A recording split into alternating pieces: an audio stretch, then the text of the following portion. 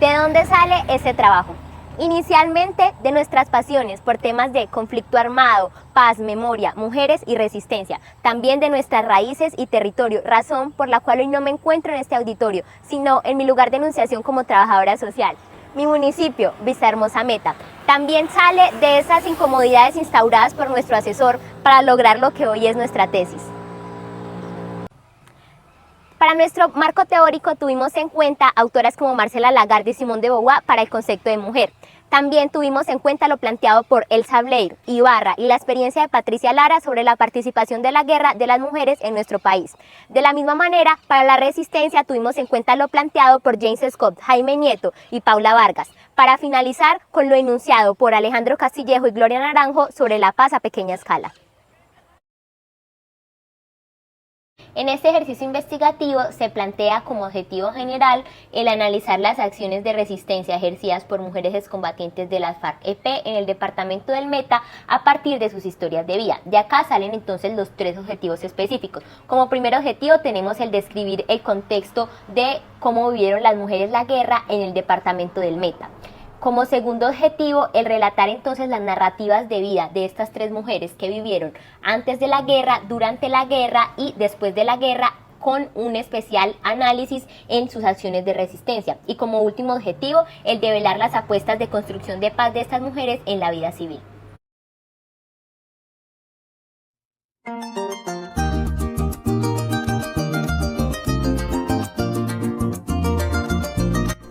¿Cómo lo hicimos? Este trabajo entonces se fundamenta en la investigación cualitativa desde el enfoque comprensivo e interpretativo. Aquí utilizamos lo que es la investigación narrativa hermenéutica, que es propuesta por la profesora Marieta Quintero. En ella se retoma la trama narrativa, que es entendida por Ricaud como la organización de diferentes elementos heterogéneos como acontecimientos, personas, lugares, lenguajes, sentires, y esto da lugar a la construcción de una historia de vida. Aquí es entonces donde toma importancia el interaccionismo simbólico, que nos permite revisar estas experiencias desde la importancia de la relación con las interacciones. Es de vital importancia entonces el enfoque de género, que se trata de manera transversal en la investigación, buscando hacer una revisión desde una mirada diferencial de las formas de asumir y vivir las diferentes experiencias.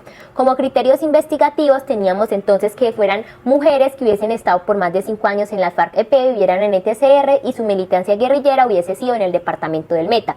Escogimos entonces 3 mujeres, 2 de ellas vivían en el municipio de Vistahermosa, una en Mesetas. Se realizaron entrevistas semiestructuradas en 2 ocasiones presenciales y 3 ocasiones virtuales, entrevistas que duraron alrededor de 10-12 horas, fueron transcritas, analizadas y ya llevadas al proceso de análisis y escritura para lo que hoy tenemos como resultado.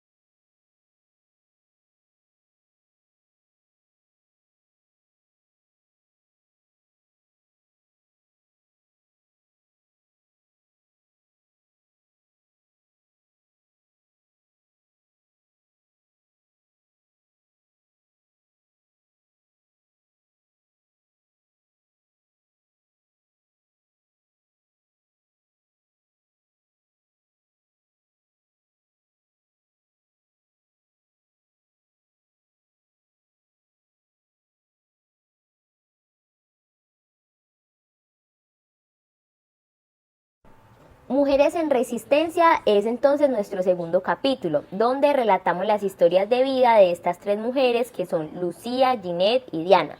A continuación, por cuestiones de tiempo, les vamos a presentar más bien un marco más general sobre las acciones de resistencia de estas mujeres, que por cuestiones, como ya les decíamos, de tiempo, pero les invitamos a leer estos relatos de resistencia en nuestra tesis.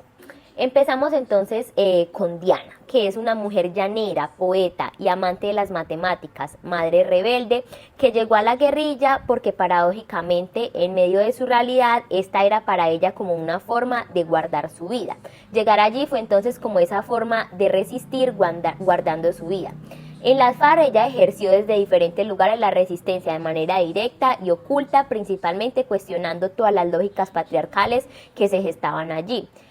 Finalmente, entre los amores, las amistades y los sufrimientos, queda embarazada teniendo 35 años y decide escapar y decir su icónica frase que fue: me dieron 48 horas y yo pensé que en ese tiempo ya estaba en la puta mierda con mi chinito.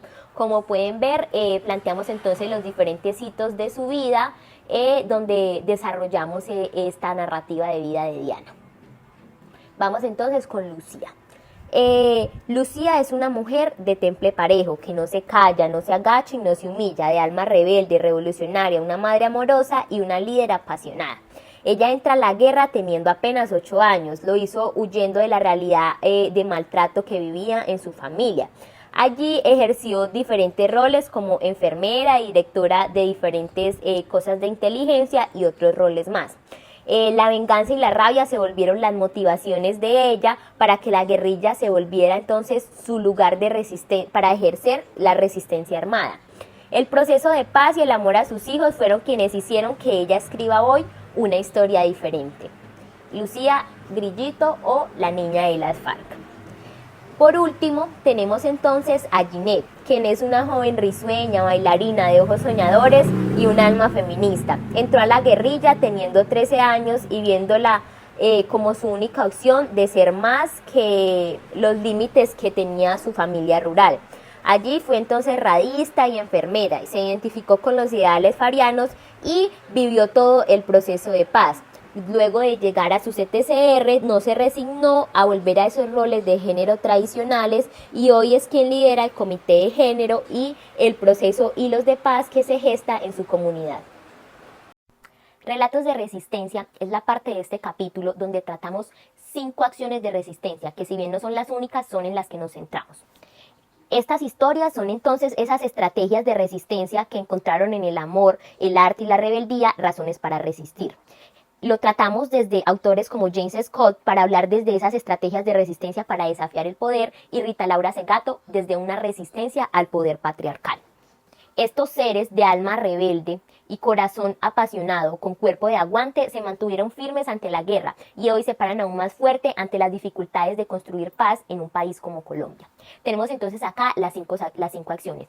Primero, la resistencia de la sobrevivencia y el escape, como lo vemos en las diferentes estancias de su vida, donde el escape es una decisión para resistir y para cambiar. Lo vemos reflejado de diferente manera en sus vidas, principalmente en la vida de Diana, quien llega a la guerrilla por un escape y se va escapando por el amor a su hijo y el derecho a tenerlo.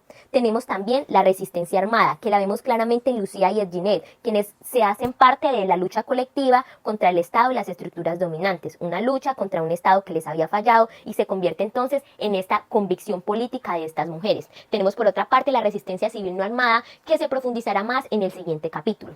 Una resistencia que es muy importante y es la resistencia al patriarcado, que se ve presente en esas historias de vida, en el desafiar y cuestionar, un cuestionamiento que es interno y llega hasta la acción. Por último, tenemos la resistencia del cuidado y la ternura como actos que son revolucionarios y políticos, una resistencia que es silenciosa, ignorada, pero que es poderosa y que nos permite ver y explicar cómo niñas de 8 y 13 años sobreviven a la guerra gracias a mujeres que aún estando en estos espacios hostiles deciden tener el cuidado como acto revolucionario. Ellas mismas ejercieron esta resistencia dejando un legado y abriéndose puertas unas a las otras, ejerciendo una resistencia que es silenciosa pero hace verdaderas rupturas.